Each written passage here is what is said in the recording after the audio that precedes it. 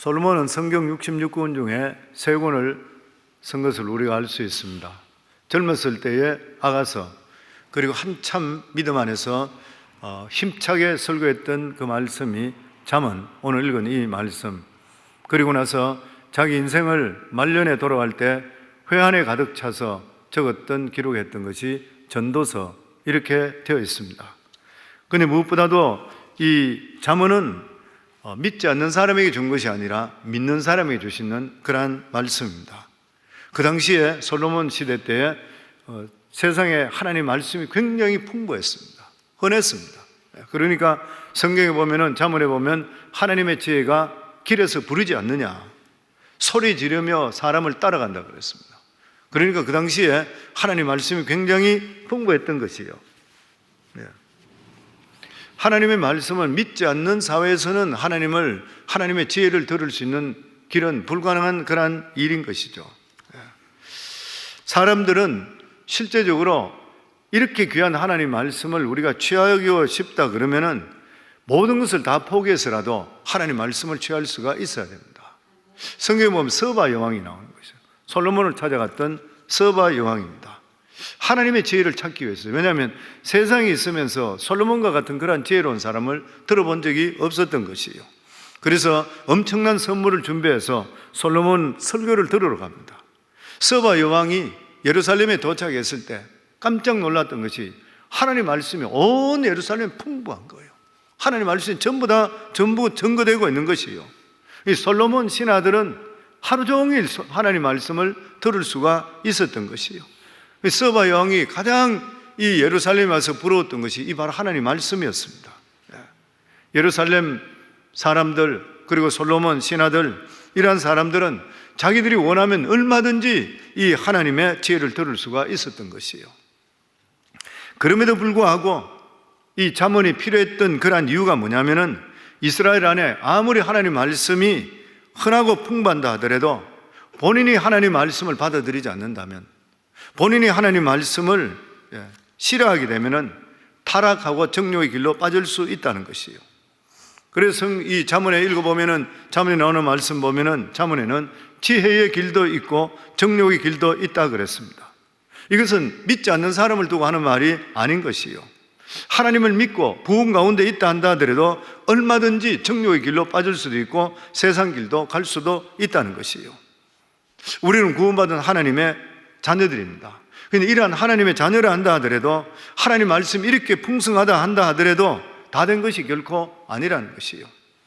우리는 하나님이 주시는 이러한 부흥을 우리가 지키기 위해서 하나님 말씀을 무엇보다 소중히 여기져요. 우리가 하나님 믿는다 하는데도 불구하고 하나님 말씀을 소중하게 여기지 않는다면 우리 속에 부흥이 꺼져버려요. 어느 순간에 꺼져버립니다. 부흥이 꺼져버린다는 말이 뭐예요? 축복이 사라지는 것이에요. 그래서 잠언이 이야기하는 것은 하나님의 백성들에게 무한한 하나님의 풍성한 말씀이 있고 부흥이 있고 축복이 있다 하더라도 그것을 겸손히 받아들이고 지킬 책임이 있다는 것이에요. 하나님 말씀이 여기 주어지는 것은 결국 우리들을 복되게 하는 그러한 것이지만, 세상적으로 성공에 필요한 요령이나 지혜를 주는 것만은 아닌 것이에요. 만약 이 세상에 이 성경이 말씀하는 대로 하면은 분명히 성공하고 세상적으로 무조건 잘 산다 하면은 돈을 주서라도 길을 써서라 들을 거예요, 사람들이. 그렇다면은 하나님 말씀이 주시는 1차적인 지혜에 관심이 어디에 있습니까? 그것은 바로 우리가 어떻게 하면 하나님과 바른 관계를 맺고 살 수 있는가요? 성경 주시는 말씀이. 왜냐하면 축복의 근원, 복의 출처가 누구시냐면 복을 지으신 하나님이시기 때문에, 너희가 진실로 복을 받기를 원하고 살아간다면 지속적으로 복을 받는 그런 비결이 뭐냐면 하나님을 붙드는 것이고, 하나님을 붙든다는 것은 하나님과 바른 관계를 갖는 것이에요. 그러면 하나님께서 우리들에게 지혜를 주시고 분별력을 허락해 주시어 이 세상을 복된 삶으로 만들어 주시는 것이에요.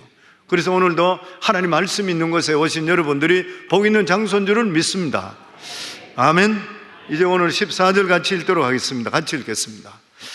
물건을 사는 자가 좋지 못하다 하다가 돌아간 후에 자랑하느니라.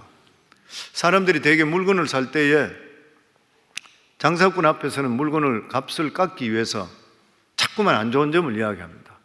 근데 막상 자기가 구입하고 가면은 사람들 앞에서는 그 물건이 좋은 것만 이야기해요. 비싼 거, 좋은 거 이렇게. 무슨 말이에요? 이 말 뜻이 뭐냐면은 인간의 이중심리에 대해 말하고 있습니다. 이중심리인 것이죠. 사람 심리가 액면 그대로 받아들이지 말아요. 사람들 액면 그대로 나타나는 것이 나가 아닌 것이에요. 저는 목회해 보니까 더 많이 느끼는 것 같아요.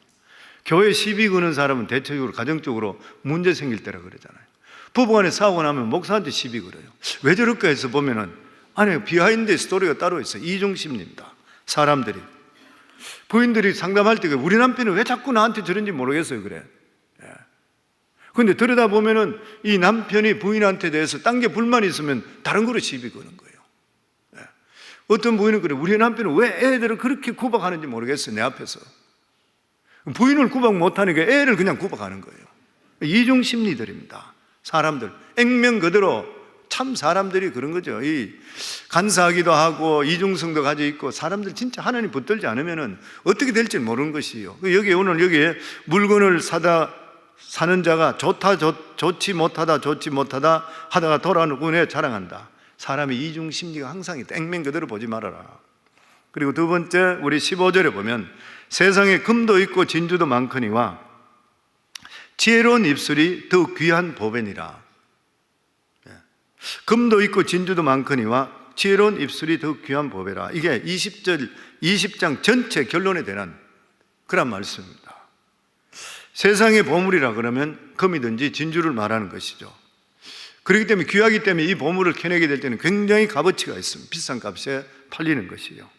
그러나 이 세상의 최고의 비밀이 뭐냐면, 보물이 뭐냐면 하나님 입술이 있는, 말씀이 있는 그러한 입술, 하나님 말씀이 있는 입술이라. 이게 우리들에겐 살아있는 보물인 것이에요. 왜 그러냐면 하나님 말씀을 내 마음에 담으면 인격 전체가 보물이 됩니다.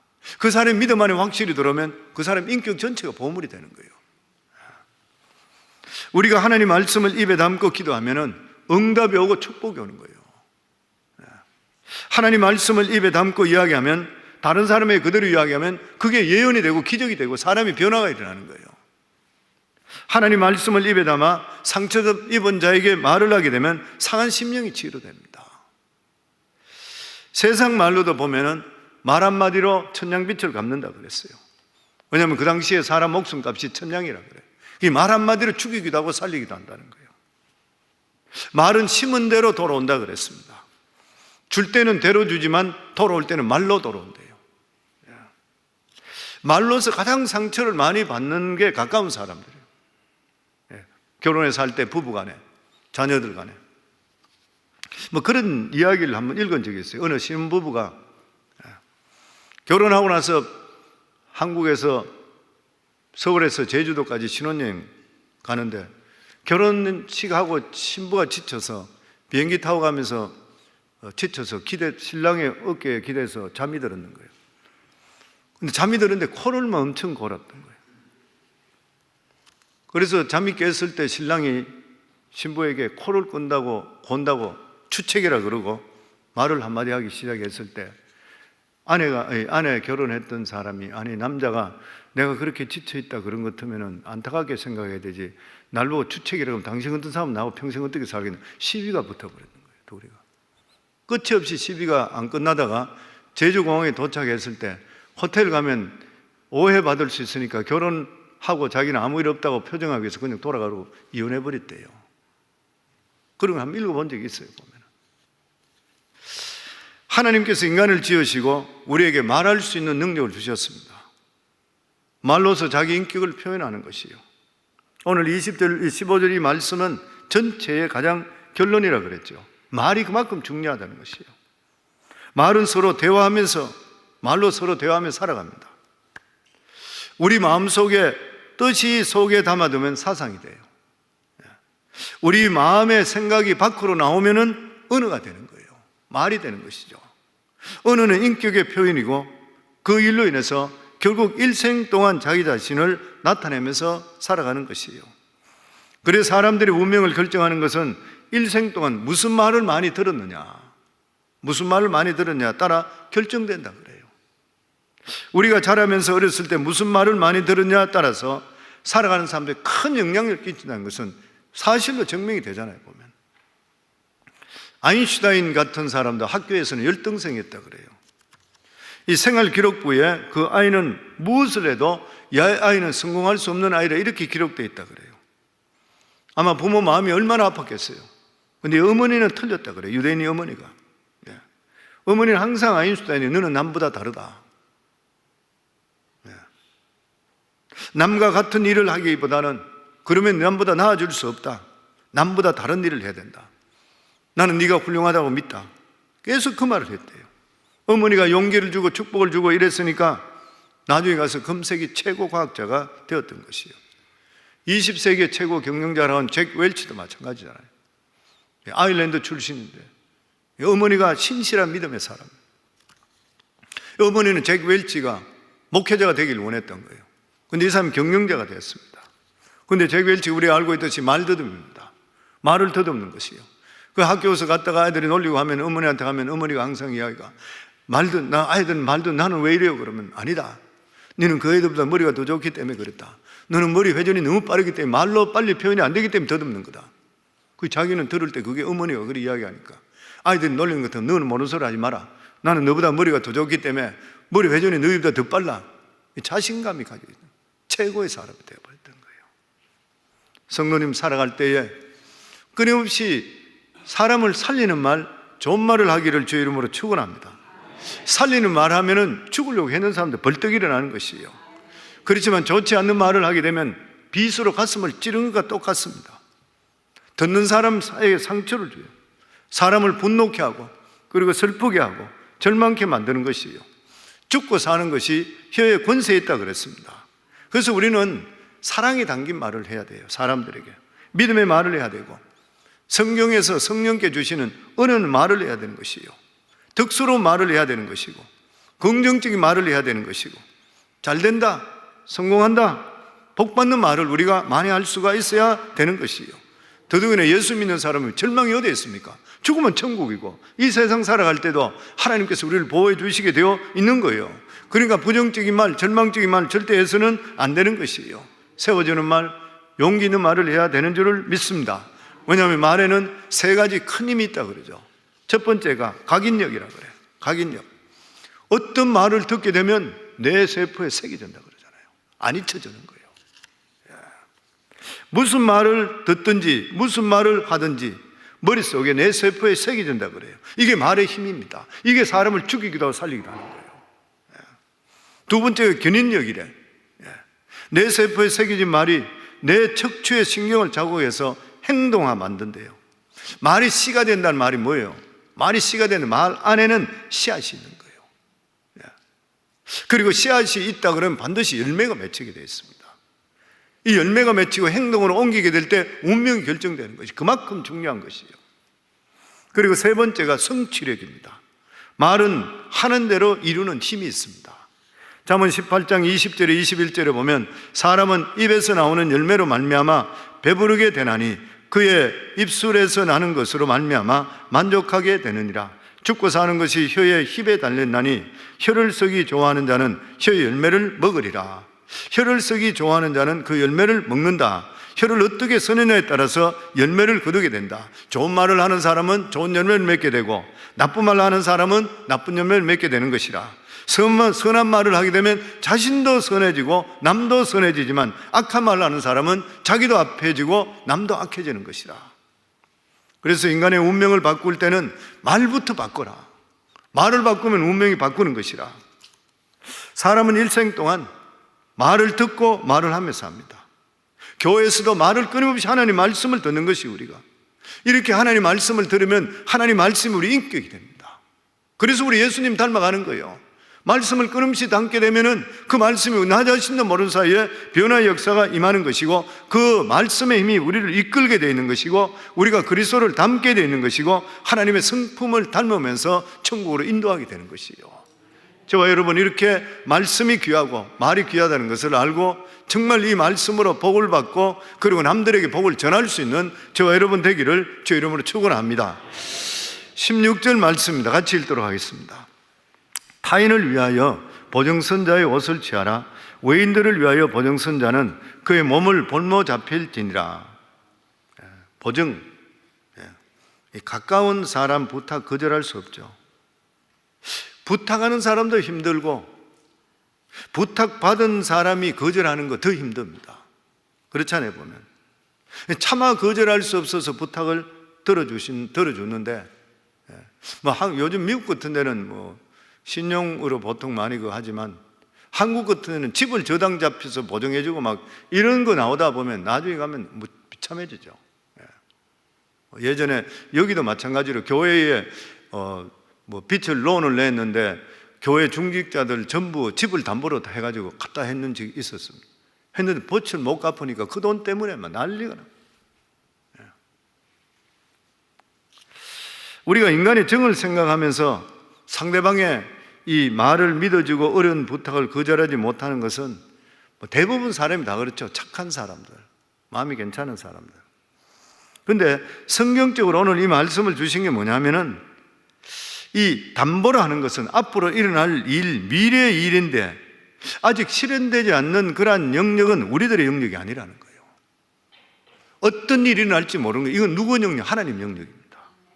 이 미래의 관계에 대해서 내 힘에 붙이는 일은 하지 말라는 거예요.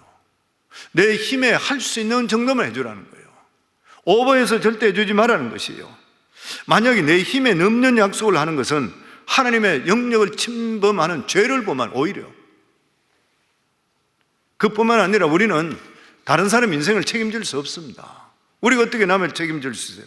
내가 해줄 수 있는 것을 오버해서 절대 하지 말라는 것이죠.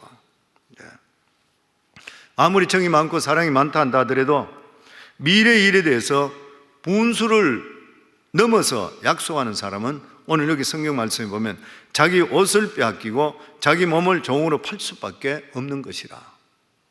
내가 책임질 수 있는 것은 내가 할 수 있는 한도 내에서 하시오. 제가 투자에서도 그런 이야기 하죠. 투자와 투기에 구별되는 게 뭐냐. 투자는 내가 견딜 수 있는 거예요. 그게 없어지더라도 나는 상관이 없어요. 그 돈이 없어지더라도 내가 할 수 있는 건 투자예요. 근데 만약에 없어지는 것이 쯤에는 내가 망하게 되면 그게 투기예요. 뭐든 하든지 간에. 항상 그렇게 생각하시면 됩니다. 그 다음에 17절입니다. 저희들 같이 읽겠습니다. 속이고 취한 음식물은 사람에게 맛이 좋은 듯 하나 후에는 그의 입에 모래가 가득하게 되리라. 속이고 취한 음식, 이걸 어느 풀이에 보니까 외상으로 먹는 걸 이야기해놨더라고요. 표현이 외상. 요즘 미국에 그런 건 별로 없지만 저희만 살 때도 동네 구멍가게 같은 데 이런 데 외상으로 물건 많이 사가 왔어요. 물건을 사가 올 때는 공짜 같은데 나중에 목돈으로 외상을 갚으려고 그러면 생돈 들어가는 것 같아요. 요즘 크레딧 카드를 과도하게 쓰는 것도 마찬가지입니다. 나중에 갚지 못해 파산하는 것이에요. 무슨 말이에요? 분수에 맞춰 살아야 돼요. 남의 돈을 우습게 여기는 사람은 낭패를 당합니다.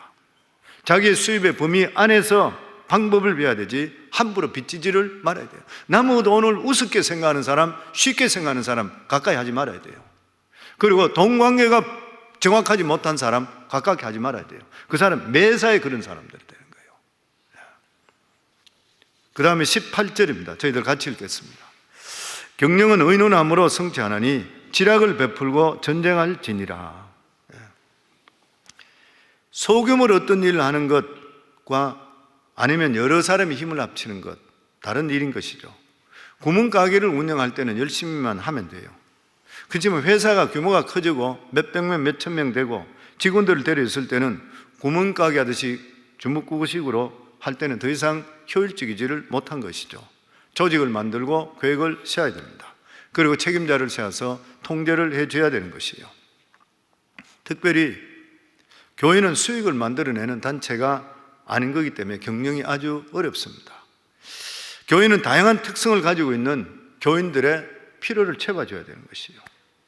그래서 교인들이 교회에 대한 공감대를 가지고 하나의 방향으로 가는 것은 보통 어려운 문제가 아닌 거예요. 진짜 하나님 해주셔야 돼요. 그러나 이 성도들이 하나님 말씀으로 하나가 될 때에 부흥이 일어납니다. 그래서 사도 바울은 에베소에 교회론에 대해서 이야기할 때 교회의 가장 중요한 것이 뭐냐면 하나됨이라고 그랬습니다. 하나됨이죠. 교회가 하나 되게 될 때는 그 엄청난 능력과 축복과 부흥은 말할 수 없게 되는 것이죠. 저는 우리 교회가 이런 교회가 된 줄을 믿고 앞으로도 더 부흥될 줄 믿습니다. 항상 우리가 같은 비전으로, 같은 마음으로, 같은 생각으로 가게 될 때 하나님의 능력이 임할 줄을 믿습니다. 그리고 거기에 대한 복을 교회도 받을 뿐만 아니라 성도들이 같이 받는 거예요. 그리고 여기 보면 경영은 의논함으로 성취하나 지략을 베풀고 전쟁할지니라. 지략을 베풀고 전쟁해라. 왜냐하면 전쟁은 중간중간 예상하지 못할 일이 많이 생기기 때문에, 인간이 생각할 수 없는 그런 상황이 벌어질 수 있기 때문이라. 예측할 수 없는 일이 생긴다. 그래서 우리가 잘 알고 있듯이 제갈공명이 했는 말이 있잖아요. 모사제인이요 성사제천이라. 사람이 아무리 꾀를 많이 내더라도 이루는 것은 하나님이 허락해 줘야 된다. 그러니까 모든 경영에도 마찬가지로 하나님의 간섭함, 하나님 말씀을 앞세우고 나가야지 실패를 하지 않는 것이라. 모든 일을 하더라도 내가 욕심 먼저 가면 내가 먼저 갑니다. 내 생각이 먼저 갑니다. 근데 하나님께서 이것을 기뻐하실까? 원하실까? 그게 먼저 생각되면 자기가 죽는 거예요. 그러면 내가 결국 사는 것이에요. 하나님 말씀보다 내 욕심, 내 생각이 먼저 가면은 자기가 책임져야 돼. 우리 인간이 뭘 책임질 수 있습니까? 어리석기 짝이 없는 것이죠, 보면. 우리 삶에는 성공하기 위해서는 반드시 하나님의 도움을 끌어들일 수 있어야 됩니다. 끌어들이는 방법이 기도 먼저 하고 하나님 말씀 따라 살아가는 것이에요. 그러면 반드시 그 길은 평탄한 길이 될 줄을 믿습니다. 19절입니다. 같이 읽겠습니다. 두루다니며 한담하는 자는 남의 비밀을 누설하느니 입술을 벌린 자를 사귀지 말지니라. 두루다니면서 말을 많이 하는 사람 인기가 좋습니다. 왜냐하면 정보가 많아요. 이런 사람들은 온갖 이야기를 다 해주는 거예요, 보면. 그래서 사람들이 볼 때에 정보도 많고 똑똑해 보이는 것 같고 발도 이 사람도 알고 저 사람도 넓은 것 같이 보여요. 그런데 두루다니면서 남의 말을 하는 사람은 일단 제대로 된 사람이 잘 없습니다. 그런 사람들은. 자기 일을 열심히 하는 사람은 두루다니면서 남들에게 이야기할 시간이 없어요. 남의 이야기를 많이 하는 사람, 발이 넓고 주워 담은 이야기를 많이 하는 사람 치고 믿을 만한 사람 잘 없습니다. 말하는 것도 보면은 말을 잘하는 사람 있잖아요. 말하는 것도 답변과 있고 달변이 있다 그러죠. 말이 많더라도 들을 말이 있는 것은 달변이에요, 그 사람이. 생각 없이 말만 하는 사람은 답변이라 그냥. 이 두루다니면서 남의 비밀을 누설한다는 건 그냥 이야기하는 사람.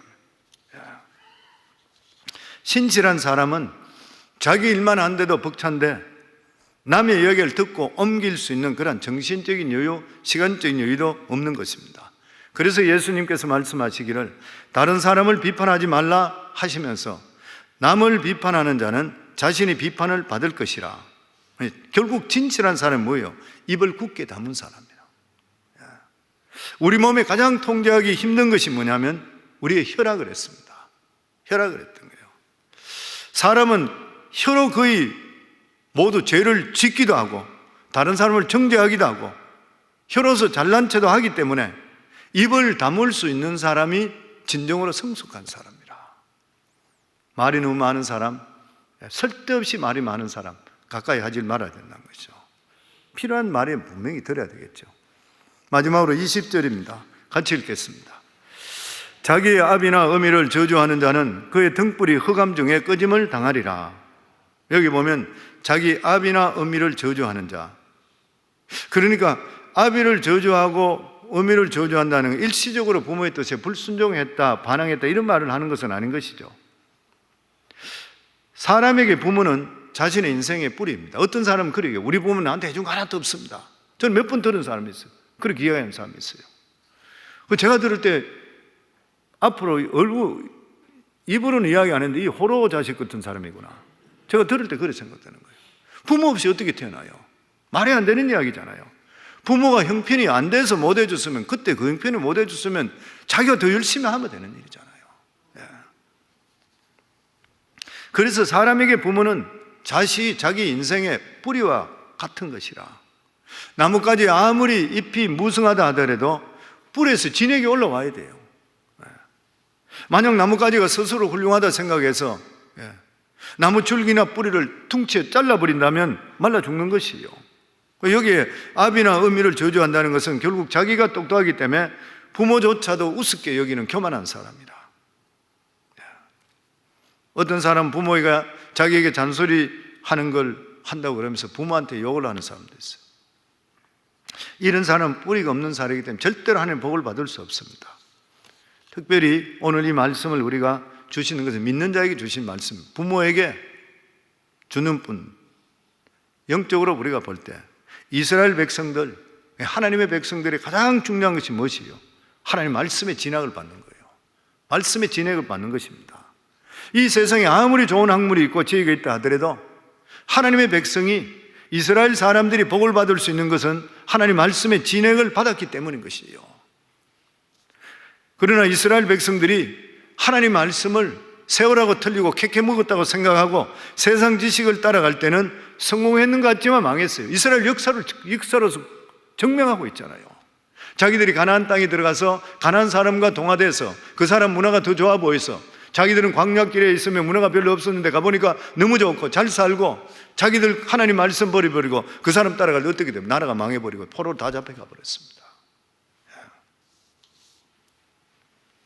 하나님의 말씀을 과소평가하거나 하나님 말씀이 내 생각과 맞지 않다고 해서 대적해서 안 돼. 이것은 바로 부모를 저주하는 것과 똑같은 것이에요. 우리가 이 세상에 아무리 공부를 많이 하고 아무리 높은 자리에 올라가더라도 부모보다는 더 높을 수가 없어요. 부모는 나를 낳으신 분이시고 부모 없이는 존재하는 자체가 불가능하기 때문인 것이에요. 우리들은 부모 모두에게 사랑이 빚진 자들입니다. 그렇잖아요. 부모님에게. 마찬가지로 우리는 영적으로 거듭난 자는 우리 모두가 하나님의 사랑이 빚진 자래요. 우리 같은 자가 뭐가 좋다고? 하나님께서 우리를 위해서 자기 아들 독생 성자까지 십자가에 죽이면서까지 우리를 택해 주셨잖아요. 우리는 평생 하나님 앞에 빚진 자들입니다.